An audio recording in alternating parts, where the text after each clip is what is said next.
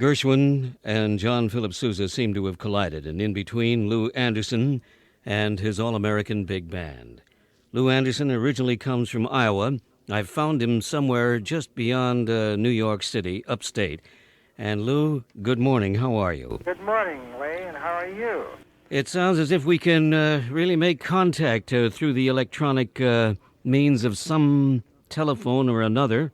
Yes, what an advancement we've made. Oh, yes. Alexander Bell, where are you? Clean that line out. Right. Well, Lew, I've been keeping you up. I want to ask you, it's been a long time since you used to sing with the Honeydreamers, who came out of St. Olaf College in Northfield, Minnesota. Yeah, that's correct. Do you miss those days? Yeah, I do. They were very enjoyable. I've been a musician all my life, but also I was lucky enough to have participated in some singing too, and that part of my life was really enjoyable. It really was. Singing was the vocal group was another whole branch of the music business, and I was fortunate enough to be able to do both of them. Lew, after you left the Honeydreamers and moved out, you entered a kind of a lifestyle that was unbelievable. You moved on the set of NBC's Howdy Doody show, and you became a totally different kind of person. Yeah, in the Twilight Zone. There was madness in the Howdy Doody show with Bob Smith and that crew, wasn't there? There was.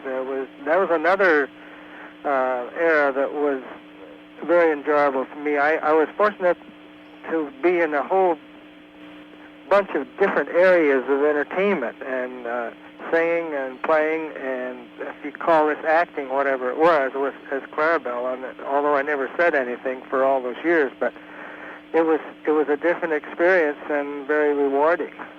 Well, I'm sure you've developed a tremendous respect for the art of the mime.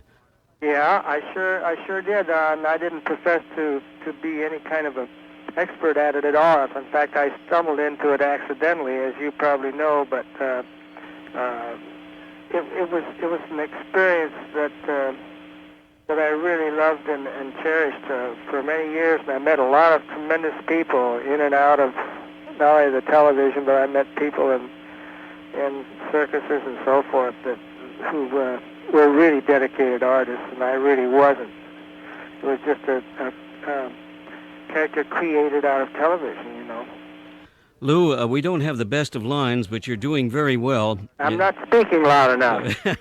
Well, if you have your own built-in transmitter, that is. Oh, I don't speak very loud, and I've got kind of a cold too, so that's probably what's complicating it too. But I didn't mean to ramble on like that. No, I'm not suggesting that you were, but as you think about your star-spangled career and all of its variety, is your first love this band that we've been listening to? I think it is, yeah.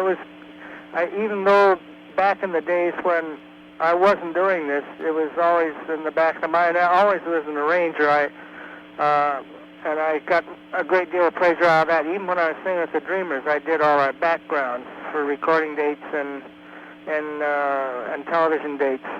So I was really still in touch with it, even though I wasn't actually playing myself or had my own band. But it was when that went off the air, and I was doing commercials and jingles and stuff. But I was doing this on the side, and we were gradually building it up, and finally we got it together.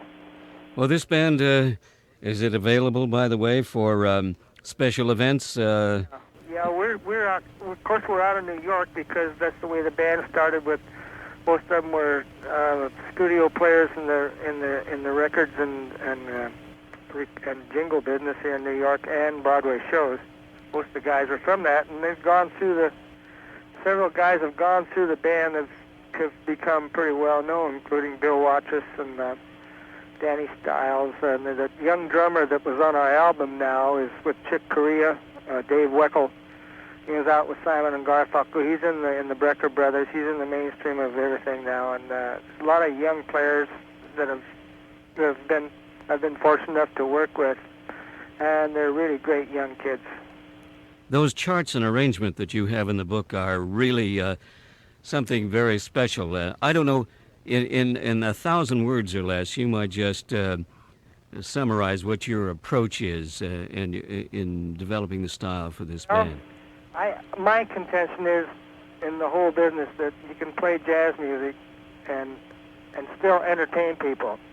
So, I mean, live audience, especially if you're in front of them, rather than have just everybody sit and play and not care much about it. I like to perform and still have so the common person sitting there, they don't have to all be jazz aficionados to understand what's going on. So we try to put a little humor in mixed in with the arrangement, so it's really entertaining to everybody, I guess. That's what I'm trying to say. I think it can be done both ways. Well, Lew, it seems that you put it all together in this album, and for those listening in right now, would you describe how you approached America the Beautiful and what you thought about when you put this arrangement together? Well, besides being our second national anthem, outside of In the Mood, I see. I heard a long time ago Al Cohn, the tenor saxophone player, and his son, I think Joe is his name, guitar player, and they were doing a small date, and I hadn't thought about this song, especially that I saw him do it in a concert, and it struck me that this thing might work if it's with a big band. The marches and things just kind of fell in from left field somewhere. I really don't know how, except maybe that's when I was in Fort Dodge, Iowa, playing with Carl L. King's municipal band. Some of those things may have rubbed off on me, but that's how. And when you look back or after you've written something, or you wonder, gee, why did I ever do this, or you don't really know at the time. It just seems somehow it's like buttons and bows in there. It's kind of a trite song, I guess a lot of people would think, but just thought of a different way of doing things. I guess I try to write everything we do, every tune, not just to write it, but try to do something different with that particular song, whatever it is, like the Overture of 1812 and stuff like that.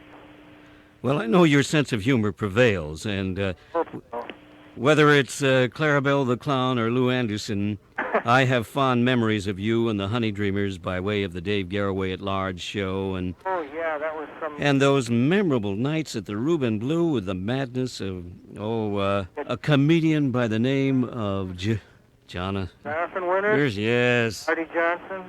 They were all in the same bill. That was some kind of. We were all making about $40 a week.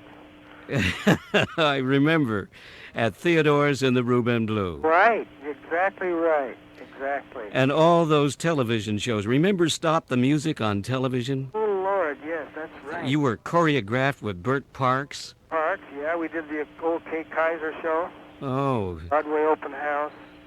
Oh, and especially Broadway Open House, the pioneer of The Tonight Show. That's right. We were on with Maury Amsterdam that time. And the Conrad Nagel show. Long since forgotten. And two out of NBC Studio 6, that Conti show for... Don Connie. Yes, trying to make pork and beans look glamorous in black and white television. Van Camp. Yes. Well, Lew, it's a pleasure talking with you, and... Very much. Say hello to my friends out there. I've really been out. I was born out in Iowa, and I graduated at Fort Dodge, Iowa, and I joined a territory band in Owatonna, Minnesota. Was one of my first jobs on a road band out there years ago. So I had a lot of friends out there. We opened the Prom Ballroom years ago when it first opened between St. Paul and Minneapolis, and the Turp Ballroom in Austin, and a whole bunch of other ones around there. So I have a lot of fond memories of the Midwest. And add to it, you as Clarabelle and also as band leader of a jazz combination at the Winter Carnival in St. Paul, Minnesota. We had a lot of fun that week, I'll tell you. Almost froze to death, didn't we? No, but it was a lot of fun. It really was. We got to join all the things together, the horsing around with the Howdy show and the jazz music with a big band at the Carnival Jazz presentation, which you emceed, as I recall. I might have. A lot of fun. It was a lot of fun. Thank you very much, Lew. Thank you very much, Leigh, and I hope to talk to you soon. We'll make it a point to do so, and do keep in touch, and I will too. Okay, thank you. I've been talking with Lew Anderson, alias Clarabelle the Clown, and here is his All-American Big Band.